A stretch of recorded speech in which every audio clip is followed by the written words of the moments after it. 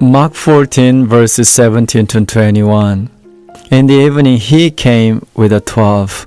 Now as they sat and ate, Jesus said, Assuredly, I say to you, one of you who eats with me will betray me. And they began to sorrowful and to say to him one by one, Is it I? And another said, Is it I? He answered and said to them, It is one of the 12 who dips with me in the dish. The Son of Man indeed goes just as it is written of him. But woe to that man by whom the Son of Man is betrayed. It would have been good for that man if he had never been born. The Passover meal starts after sunset and finishes before midnight, and is usually eaten with family members. So when Jesus and his disciples arrived at the appointed place that evening to celebrate their Passover, they did so as a family, even though they were far from home. The Passover was a time to thank God for his deliverance and rejoice in the hope of his invention in the history and future of Israel. However, on this occasion, the conversation in the borrowed upper room was heavy with sorrow as Jesus revealed that one of the 12 would betray him. Every one of them asked, Is it I? Judas repeated the same words, Rabbi, is it I?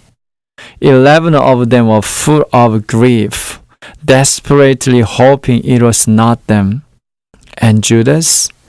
I think he was testing Jesus to see what he really knew.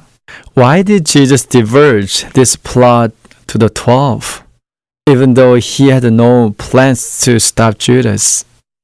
It was one more chance for betrayal, another opportunity for Judas to change his mind and repent. But he did not take it, and eventually he sold his soul to Satan. What else should the disciples have done after asking Jesus, Lord, is it I? They could have asked Jesus how to prevent their betrayal and then appeal to him for his assistance. But they were surprisingly passive and did nothing. If I were one of the 12, what would I do?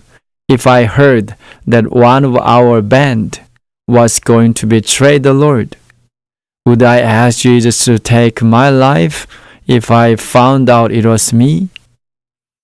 One person betrays another because they have found a more satisfying replacement.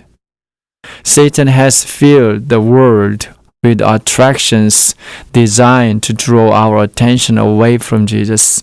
If we fall prey to his temptations, we'll easily forget what the Bible teaches. We can learn much from the mistakes of the disciples. We must be willing to sacrifice anything to keep ourselves from being lured into Satan's traps. And we must have the desire to ask Jesus for help. It is only the Lord who can provide the strength to go through with that sacrifice. And we also require alertness. We should always be aware of what we do and think. How successful have Satan and his attractions been in my life? I pray that nothing absorbs our attention except Jesus Christ and his written word.